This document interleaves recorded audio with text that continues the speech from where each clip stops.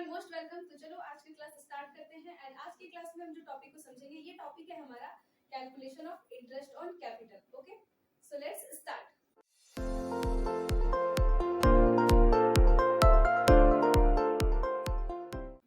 Alright, तो चलो आज के क्लास में हम इंटरेस्ट ऑन कैपिटल को समझ लेते हैं।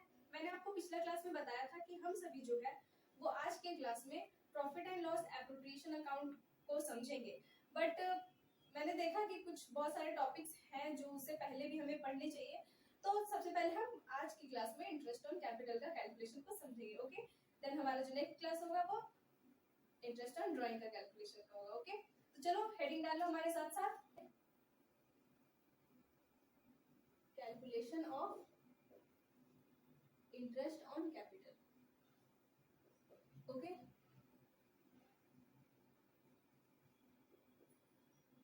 यस, तो आज के क्लास में हम सभी इसी टॉपिक को समझेंगे, calculation of interest on capital. अब बताओ, मैंने आपको पिछला क्लास में बताया था कि जो पार्टनर्स होते हैं वो एक पार्टनरशिप फॉर्म करने के लिए साथ में आते हैं ना। और साथ में आने के लिए वो सबसे पहले उन्हें क्या चाहिए, वो एग्रीमेंट तैयार करते हैं। और इस एग्रीमेंट को बोला जाता है पार्टनरशिप डीड।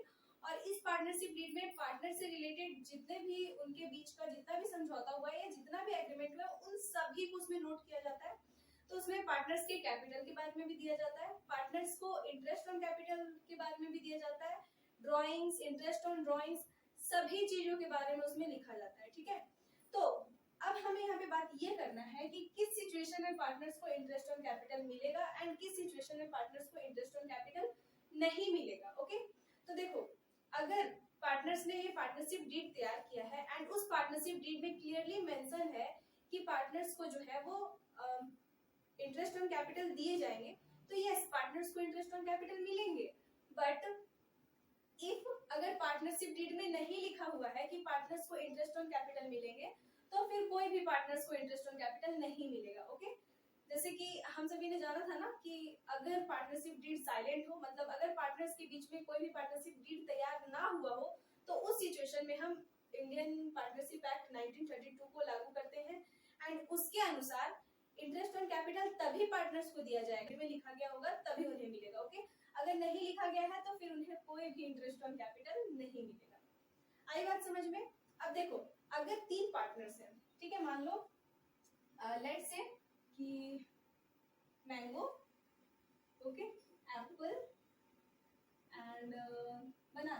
ओके, ये तीनों जो है वो पार्टनर्स हैं। Okay, mango, apple and banana are partners. अब इसमें क्या हुआ है कि एक इसने मैंगो ने लगाया है 1 लाख रुपीस का कैपिटल, ठीक है, एप्पल ने लगाया 2 लाख रुपीस का कैपिटल एंड बनाना का है 3 लाख रुपीस का कैपिटल। ओके, ठीक है, आई बात समझ में? फ्रूट्स का एग्जांपल मैंने लिया था क्योंकि मैं चाहती हूँ कि आप सभी फ्रूट्स खा के हेल्दी रहो हमेशा। ओके, सो तो यहाँ पे मैंगो का जो है वो 1 लाख कैपिटल है, एप्पल का 2 लाख एंड बनाना का 3 लाख। इफ अगर इनका प्रॉफिट शेयरिंग रेशियो जो है वो 2:1:1 है, ठीक है, अलग अलग है, तो यहाँ पे इन्हें इंटरेस्ट ऑन कैपिटल मिलेंगे। अगर तीनों का कैपिटल सेम है, ठीक है, और इनका प्रॉफिट शेयरिंग रेशियो अलग अलग है, तब भी इन्हें मिलेंगे। मतलब सीधा मेरा कहने का मतलब ये है कि पार्टनर्स जो है वो ये पार्टनरशिप डीड में इंटरेस्ट ऑन कैपिटल की बातों को कब रखते हैं, तो जब उनका कैपिटल भी अलग अलग हो और उनका प्रॉफिट शेयरिंग रेशियो अलग अलग हो। ठीक है, मतलब कैपिटल और प्रॉफिट शेयरिंग रेशियो अगर दोनों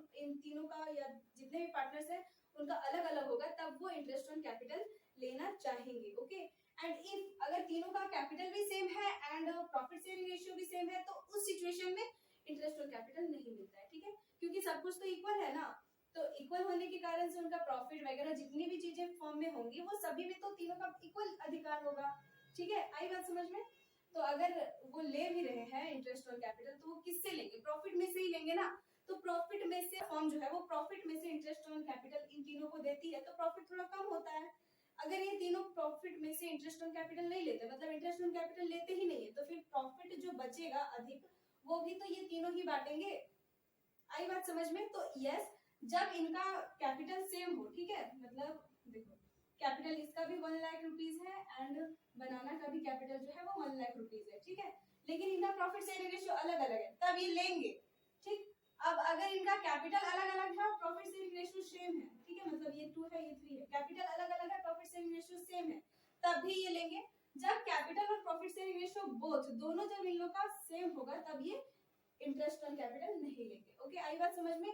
और ये बात हमेशा ध्यान रखना कि कोई भी पार्टनर हो उसे इंटरेस्ट ऑन कैपिटल तभी प्रोवाइड किया जाएगा जब उनके पार्टनरशिप डीड में मेंशन होगा, ठीक है, जब उन्होंने डीड तैयार किया होगा कि यस इंटरेस्ट ऑन कैपिटल जो है वो 10% पर एनम की रेट से देना है, 12% पर एनम की रेट से देना है, तब। ओके, अब यहाँ पे हमें क्या समझना है, इसका कैलकुलेशन को। तो देखो कैलकुलेशन क्या है, बस रेट गिवन होता है, हमें रेट से निकाल देना है इंटरेस्ट ऑन कैपिटल, यही ना। हाँ मतलब वैसे ही निकालेंगे हम, रेट से ही निकालेंगे, लेकिन यहाँ पे क्या होता है ना कि बीच में कुछ पार्टनर जो है वो कभी कभी कैपिटल और लेके आ जाते हैं, एडिशनल कैपिटल, एंड कभी कभी तो कुछ पार्टनर जो है वो कैपिटल में से ही निकाल के ले भी जाते हैं, ठीक है। तो उस सिचुएशन में इनका कैपिटल, इंटरेस्ट ऑन कैपिटल तो चेंज होगा ना। इंटरेस्ट ऑन कैपिटल इनको तभी तक का मिलेगा जब तक इनका कैपिटल जो है वो फर्म में है, ठीक है। जब कैपिटल फर्म में नहीं है तो नहीं मिलेगा, ठीक है, आई बात समझ में। तो देखो अब मैं आप सभी को ये ना एक एग्जांपल से बताती हूँ।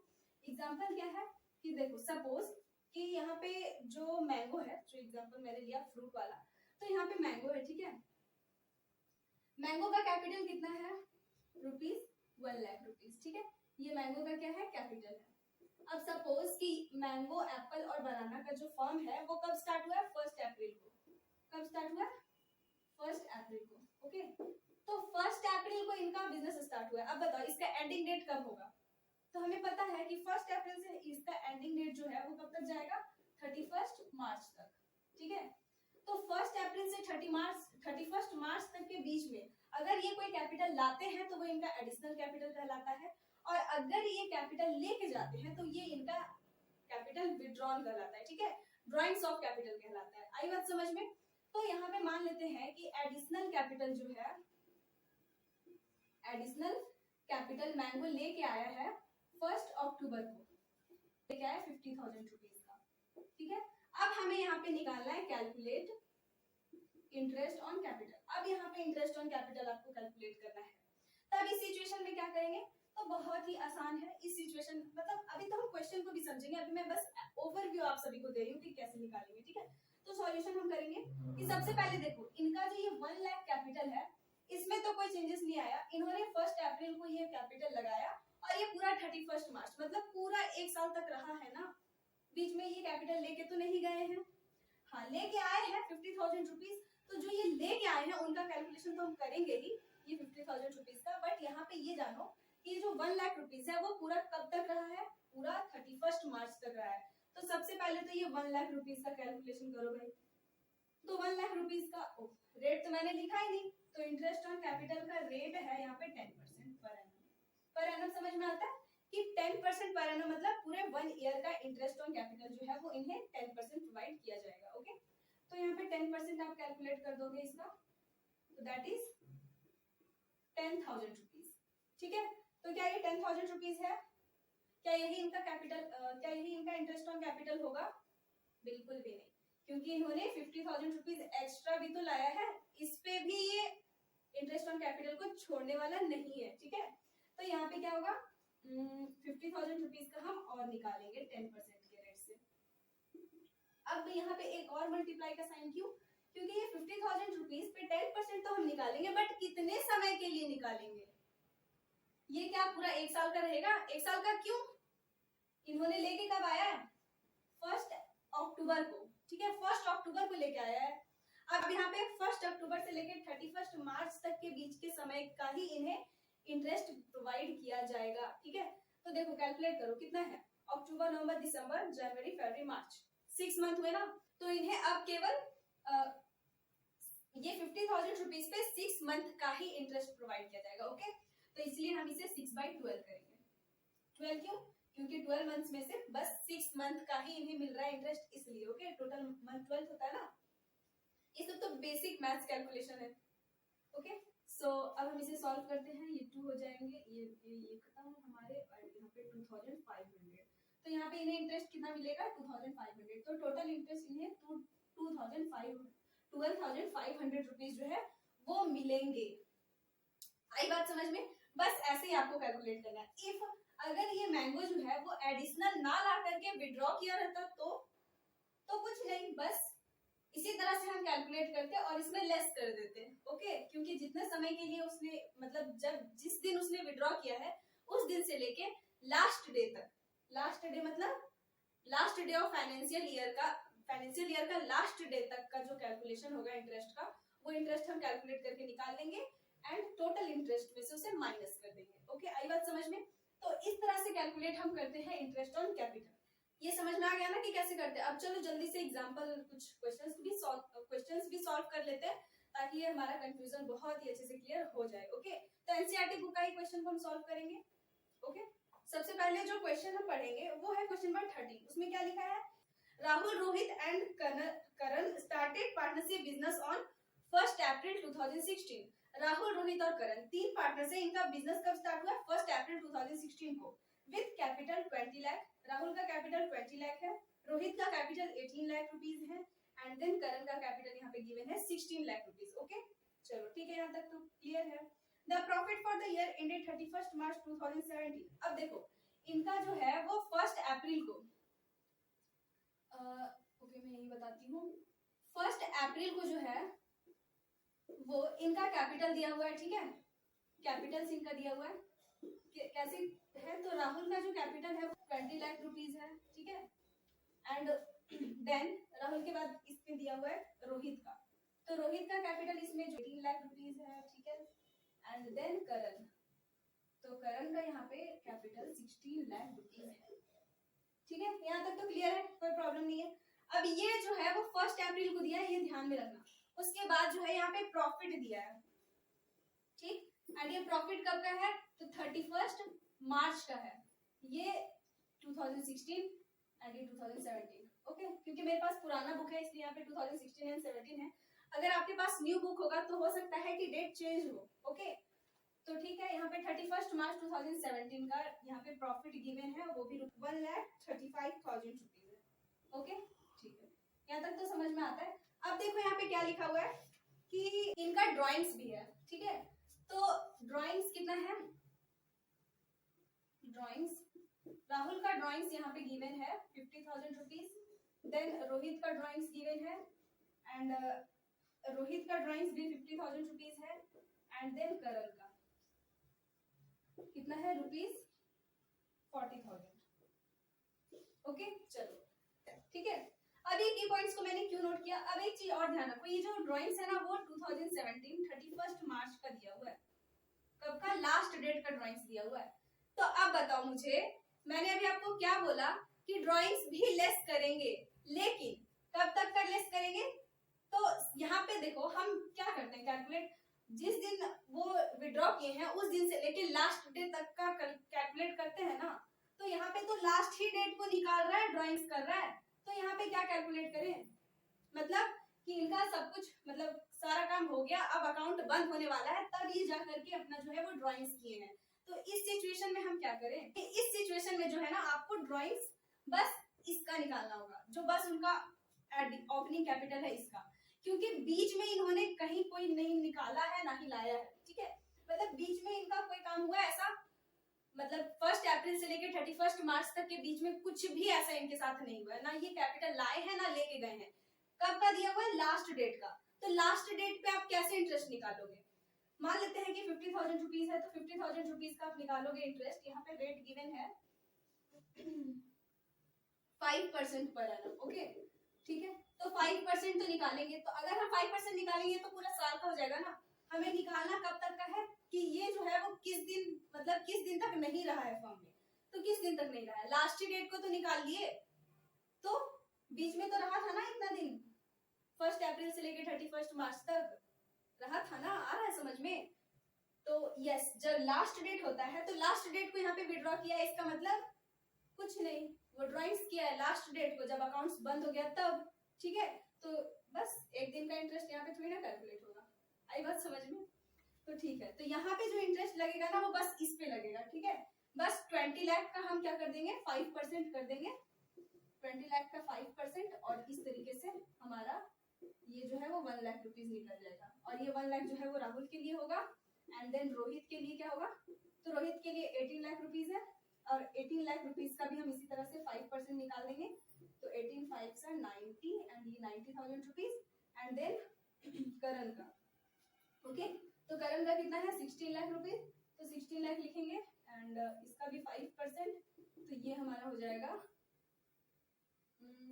एक और जीरो 80,000 रुपीज, ओके तो ये है बस, ठीक। अब देखो यहाँ पे जो प्रॉफिट दिया है, तो interest on capital, interest on capital का कैलकुलेशन में प्रॉफिट का कोई भी काम नहीं है, बस कैपिटल का काम है, समय का काम है और रेट का काम है, सिंपल है। इंटरेस्ट ऑन कैपिटल का कैलकुलेशन में सिंपल आपको क्या करना है, कैपिटल अमाउंट, ठीक है, capital into rate by 100 into time, okay बस यही है। और टाइम कब कब का, तो अगर मंथ में है तो मंथ बाय 12, अगर डेज में है तो जितना भी डे होगा डे बाय 365, और इफ अगर वीक में है तो वीक बाय 52, इस तरीके से, ठीक है। और करके ये मत दे देना, आई बात समझ में, ये तो समझ में आता है ना। टाइम में ये जरूरी नहीं है कि 2 मंथ 3 मंथ और 4 मंथ के लिए ही रहे, कभी हो सकता है कि 15 दिन का दे दे, 20 दिन का, 25 दिन का दे दे, तो जब डेज में रहे तो 365 डिवाइड करना, और अगर वीक में रहे तो